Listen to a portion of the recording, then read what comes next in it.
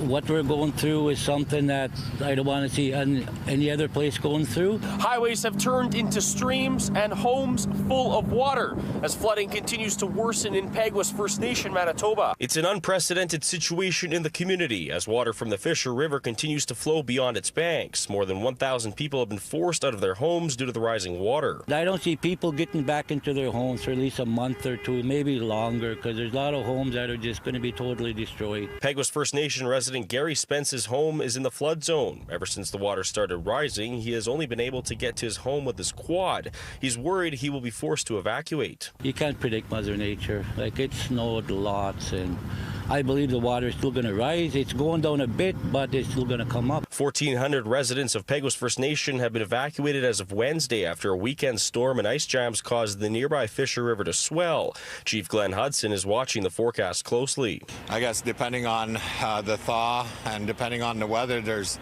some rain forecasted in the near couple days, and that's something we need to continue with our flood fighting efforts. In a massive warehouse on the north side of the community, dozens of residents are helping put sandbags together day in and day out. Jace Garson is one of them.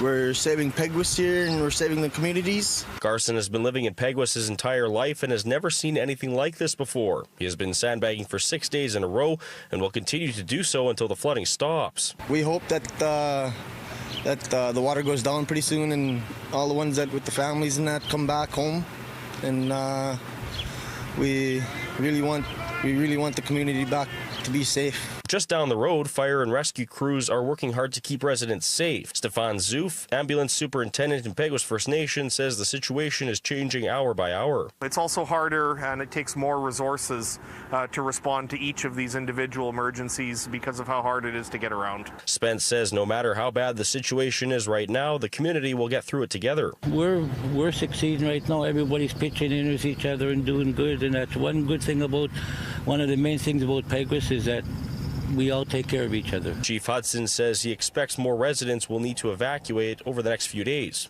In Winnipeg, Alex Carpa City News.